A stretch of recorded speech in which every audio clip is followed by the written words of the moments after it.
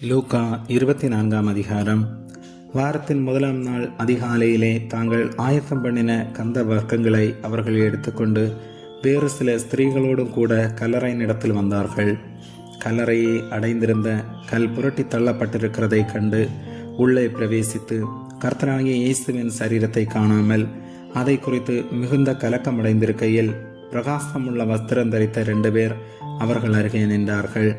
அந்த ஸ்திரீகள் பயப்பட்டு தலை கவிழ்ந்து தரையை நோக்கி நிற்கையில் அந்த 2 பேரும் அவர்களை நோக்கி, உயிரோடு இருக்கிறவரை நீங்கள் மரித்தோர்களிடத்தில் தேடுகிறதென்ன?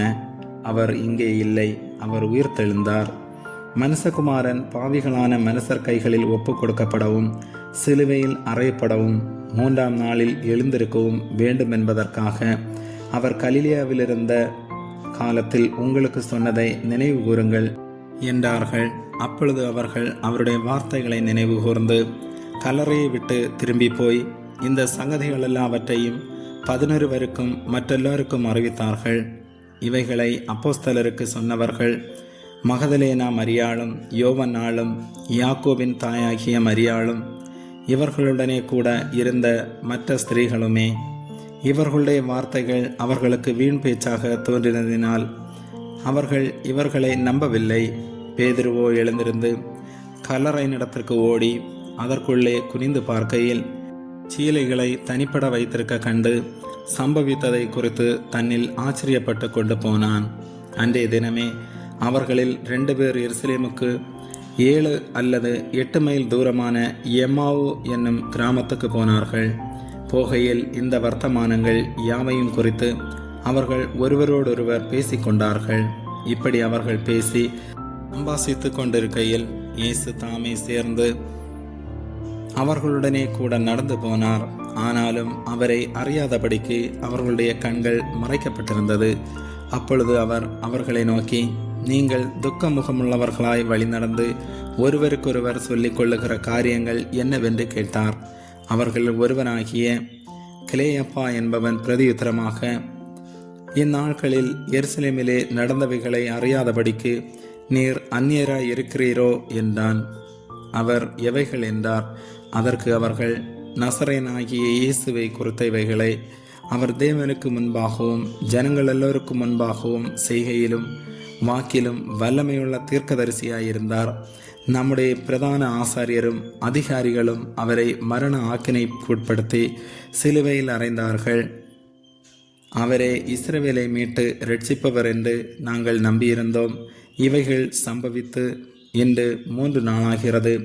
ஆனாலும் எங்கள் கூட்டத்தை சேர்ந்த சில ஸ்திரீகள் அதிகாலமே கல்லறையினிடத்திற்கு போய் அவருடைய சரீரத்தை காணாமல் திரும்பி வந்து அவர் உயிரோடு இருக்கிறார் என்று சொன்ன தேவதூதரை தரிசித்தோம் என்று சொல்லி எங்களை பிரமிக்க பண்ணினார்கள். அப்பொழுது எங்களிலே சிலர் கல்லறையினிடத்திற்கு போய் ஸ்திரீகள் சொன்னபடியே கண்டார்கள், அவரையோ காணவில்லை என்றார்கள். அப்பொழுது அவர் அவர்களை நோக்கி, தீர்க்கதரிசிகள் சொன்ன யாவையும் விசுவாசிக்கிறதற்கு புத்தியில்லாத மந்த இருதயமுள்ளவர்களே, கிறிஸ்து விதமாக பாடுபடவும் தமது மகிமையில் பிரவேசிக்கவும் வேண்டியதில்லையா என்று சொல்லி மோசே முதலிய சகல தீர்க்கதரிசிகளும் எழுதின வேத வாக்கியங்கள் எல்லாவற்றிலும் தம்மை குறித்து சொல்லியவைகளை அவர்களுக்கு விவரித்து காண்பித்தார். அத்தருணத்தில் தாங்கள் போகிற கிராமத்துக்கு சமீபமானார்கள். அப்பொழுது அவர் அப்புறம் போகிறவர் போல காண்பித்தார். அவர்கள் அவரை நோக்கி, நீர் எங்களுடனே தங்கியிரும், சாயங்காலமாயிற்று, பொழுதும் போயிற்று என்று அவரை வருந்தி கேட்டு கொண்டார்கள். அப்பொழுது அவர் அவர்களுடனே தங்கும்படி உள்ளே போனார். அவர்களுடனே அவர் பந்தி இருக்கையில் அவர் அப்பத்தை எடுத்து ஆசீர்வதித்து அதை பிட்டு அவர்களுக்கு கொடுத்தார். அப்பொழுது அவர்களுடைய கண்கள் திறக்கப்பட்டு அவரை அறிந்தார்கள். உடனே அவர் அவர்களுக்கு மறைந்து போனார்.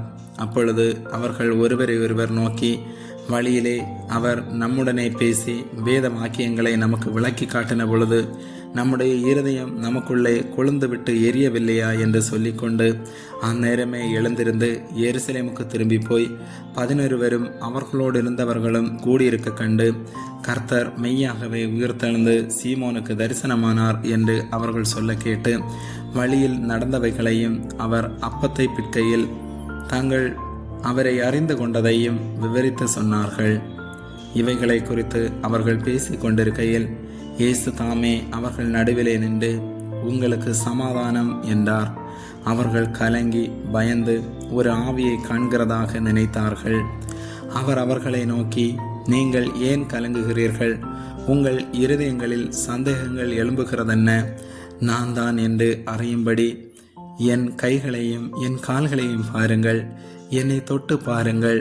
நீங்கள் காண்கிறபடி எனக்கு மாம்சமும் எலும்புகளும் உண்டாயிருக்கிறது போல ஒரு ஆவிக்கு இராதே என்று சொல்லி தம்முடைய கைகளையும் கால்களையும் அவர்களுக்கு காண்பித்தார். ஆனாலும் சந்தோஷத்தினால் அவர்கள் இன்னும் விசுவாசியாமல் ஆச்சரியப்படுகையில், புசிக்கிறதற்கு ஏதாகிலும் இங்கே உண்டா என்று அவர்களிடத்தில் கேட்டார்.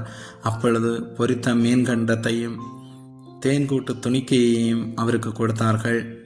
அவைகளை அவர் வாங்கி அவர்களுக்கு முன்பாக புசித்து அவர்களை நோக்கி, மோசேயின் நியாயப்பிரமாணத்திலும் தீர்க்கதரிசிகளின் ஆகமங்களிலும் சங்கீதங்களிலும் என்னை குறித்து எழுதியிருக்கிறவைகளெல்லாம் நிறைவேற வேண்டியதென்று நான் உங்களோடு இருந்தபோது உங்களுக்கு சொல்லி கொண்டு வந்த விசேஷங்கள் இவைகளே என்றார்.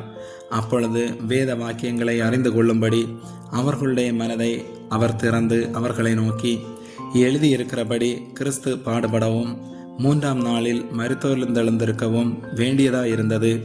அன்றியும் மனம் திரும்புதலும் பாவ மன்னிப்பும் எருசலேம் தொடங்கி சகல தேசத்தாருக்கும் அவருடைய நாமத்தினாலே பிரசங்கிக்கப்படவும் வேண்டியது. நீங்கள் இவைகளுக்கு சாட்சிகளாயிருக்கிறீர்கள். என் பிதா வாக்குத்தத்தம் பண்ணினதை இதோ நான் உங்களுக்கு அனுப்புகிறேன். நீங்களோ உன்னதத்திலிருந்து வரும் பெலனால் தரிப்பிக்கப்படும் வரைக்கும் எருசலேம் நகரத்தில் இருங்கள் என்றார். பின்பு அவர் பெத்தானியா வரைக்கும் அவர்களை அழைத்து கொண்டு போய் தம்முடைய கைகளை உயர்த்தி அவர்களை ஆசீர்வதித்தார். அவர்களை ஆசீர்வதிக்கையில் அவர்களை விட்டு பிரிந்து பரலோகத்துக்கு எடுத்துக்கொள்ளப்பட்டார்.